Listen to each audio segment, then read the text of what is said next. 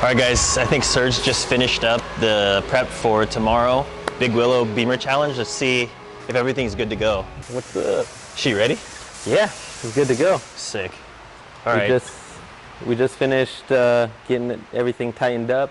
Here we did a brake fluid flush. We're using multiple 660. Just did all 4 corners. And then we did, what else did we do? Diff fluid flush as well. Well, you're getting what, like 20-something thousand miles?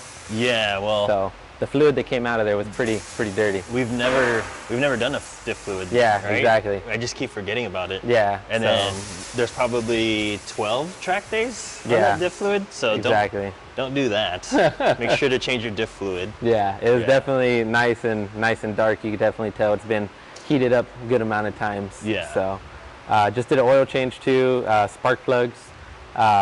We're running spark plugs gapped at 0.020. Gives us a nice clean burn. And those are NGK-Rs? Yes, 97 506s to be exact. Yeah. Just freshened up under the engine bay, cleaned everything up, made sure there wasn't any buildup anywhere. That way we can keep an eye on everything at the track day. So. Yeah, hopefully we don't have that same charge pipe issue like you guys saw in the first part of the last episode. But yeah, so we get to test the manifold again. And then this time, obviously, we're in B3 spec. So when we were at ACS the first day in the first part of the last episode, we were running the E85. Sunday, second part of the last episode, we had to flash it back. And then we ended up not wanting to do that because I wanted to break a PB of 44, and then we threw away the Beamer Challenge points. So this round we got to recoup some of those Beamer Challenge points and catch back up because we were in first, and now we're tied for second. So we need to make sure that we do well at Big Willow. Big Willow is a long sweeping turn, so I'm glad that the diff is going to be refreshed right now. But yeah, we got new CR1s on. So hopefully that'll help keep us in first place. Yeah, what else do we need to do for tomorrow? That's it, right? Nothing. Oh, I gotta flash it. I still gotta flash it back to stock. Yeah, to the 91. So that's the cool thing about the manifold is that you don't need a custom tune for it. Alrighty. Do you want to test it or you want me to test it? Oh, well, let's go, both of them. Let's go? Okay.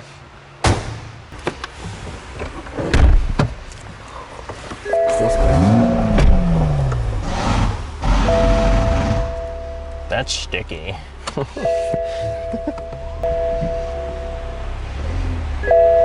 don't hear the clunking. All right, so we apologize we weren't able to record anything at the track, but it was scorching hot. I saw 107 degrees Fahrenheit in the car, and then Sergio said the track temperatures were 112 degrees. All of us were kind of battling heat soak issues, and some were having actual overheat issues with their cars. But yeah, during the second session that you're watching right now, this is us coming around. And the thing is that usually on a track day, you know, they'll grid us before they let us out based on our lap times from the first session. And then that way, everyone who's driving around each other is kind of around the same speed. But because this day was so erratic, the second session we didn't go out pre-gridded, so we were mixed up with a bunch of cars at different speeds. And you can see here I'm following this 997 on the first out lap. Actually, no, this is on the first hot lap. So I'm trying to leave a gap because I know that these guys were running slower in the first session. So normally I'd leave a big gap, but I didn't know that I'd be closing on them so quickly. And then through turn 8 and turn 9 here, setting up for turn 9 as you're watching here, you're supposed to just tap the brakes. But that happens, and we weren't expecting that to happen. We've never gone off at turn 9 at Big Willow. So, you know, having to apply that much braking force during that spot at that line that I was taking pushed me out and understeered out into turn 9. So if you guys aren't familiar, turn 9 is very famous, actually infamous for being one of the most dangerous turns in Southern California. So, you know, fortunately we didn't have any issues with the car. And we didn't have any accidents. And I thought when we went off that the whole bumper was going to be ripped off and my side skirts were going to be gone and a bunch of stuff was going to be gone off the car. But surprisingly, you know, the Supras are very strong, so nothing really happened besides some scratches on the side skirt and then some ripped under panels. But yeah, we pulled in directly off of onto pit lane, and then you know, they asked me what happened, and I told them that, you know, it's because we weren't pre-gridded. And then she checked out the car, and then I just ran another session. Right here, I'm already prepping for the hot lap because going down the front straight, you need to be at your maximum speed to maximize this section of the lap, where the lap actually begins right here. So yeah, we're at optimal speed here, making sure that the brakes are good. We did have some problems with the brakes at high pressure, making the car turn a little bit right, and I think that's an effect from the high braking at ACS. You know, obviously we're not always braking in a straight line, so we're at the point where now I think the brake pads have uneven wear on them, or our alignment got a little bit skewed from the track days. So we're going to check both of those things out. But yeah, this is probably the turn where we gain the most time, coming up the hill into what the section that they call the Omega. So we do a really late apex on that first left, and then once we straighten out, we're straight on the power just to get up the hill, and then use the power to get the car to rotate around the two right-handers. And then coming down, we break in a straight line, prepping for this really slow left, which is a sacrifice. That way you can get on the throttle for this full throttle section heading into turn 8. So if you come out of that little left with enough power, you have enough speed coming down this part of the track, and then just get set up for turn 8. So right here, you know, being so hot, normally before we were able to stay flat, but here we had to lift, and then this is again where we do the tap and the lift and tap to set up for the straight. Luckily we were able to get one clean lap out of the whole day with all the cars around and being so hot. So we were able to do a 1:30, you know, very happy with that time. After the first session and seeing everyone else's times, my personal goal was a 1:29 with the conditions outside. We weren't able to do that because as the day progressed, it only got hotter and hotter. And then by around 1 o'clock, the third session after lunch, there was no way that, you know, everyone wanted to leave early because it was just too hot to sit outside. So yeah, we were very happy, and thank you again to all our sponsors, SPL Parts, Chewerks for the alignment, VF Engineering and CSF for the manifold and the cooling, our compound for providing our tires, and IBOC, and then Varus Engineering as well. All right guys, so unfortunately our man behind the camera, Leo here, was had a family event on Saturday during Big Willow, but I told him it was a good thing he didn't come because we left early that day because it was 107 at the track. So it was oh, okay, Serge is telling me that it was 112 that day at the track. I saw 107 in my car, but then obviously on the track it's a little bit hotter. But yeah, it was a very hot day.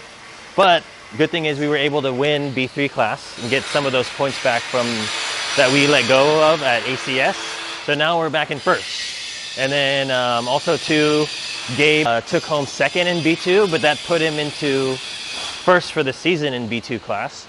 And then also, Eric took home second by like 0.3 seconds in his M2. So cars are back here now. Gabe, obviously, we were all having cooling and heat soak issues because it was so hot on track. I learned in the last session that because the cars were so slow and heat soaked that day, I was able to short shift 2,000 RPM below red line and still run the same lap times. And then that way I could actually get more laps out of the session instead of having to pull in from the increase in temperature after like 3-4 laps.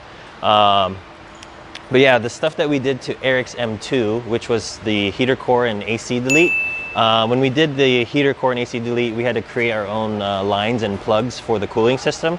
So one of the plastic plug ends that are meant for coolant actually melted because it got so hot. The coolant temperatures and the surrounding area around that plug got so hot that it burst the rubber end. So we're gonna replace that with something more solid. Luckily that happened after he got his fastest lap already, so glad that happened at that time. And then Gabe is having heat soak issues with coolant temperature. So I think we were talking about it at the track, and we're gonna do a new electric water pump, which is what these cars run off of on the BMW M3s. For the S55s, they have an electric water pump. We're gonna replace that along with the thermostat for the coolant. So Hopefully that'll fix that issue, because the next couple of rounds are going to be pretty hot. And I talked to the guys at Beamer Challenge. We might skip the Button Willow new track that's on the calendar 2 weeks from now, because the new track obviously isn't done. And then everyone was so hot that day. We were all huddled around one easy up. Everyone in Beamer Challenge was pretty much hanging out around one easy up.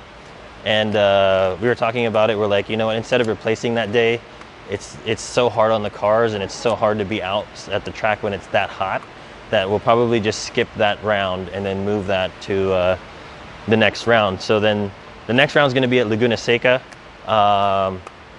Yeah, and then there's nothing new that's going on the shop Supra besides making sure that the alignments inspect. Alrighty guys, thank you for watching. You know, lastly, I just want to really emphasize how much we want to thank SPL Parts and obviously Chewerks for helping us out with our alignment. That's really what changed the car from testing it out on the stock suspension with the iBox springs, but with the stock control arms and the tie rods and the bushings through rounds 1 through 3 and 4.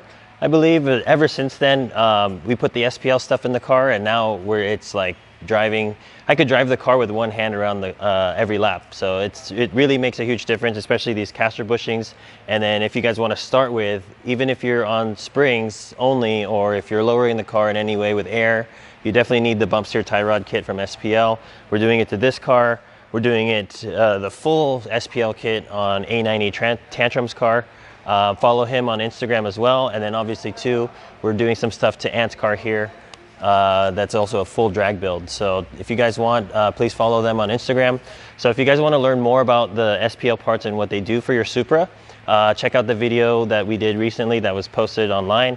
Follow us at StudioRSR, and please hit that like and subscribe button, and we'll see you in the next one. Thanks guys.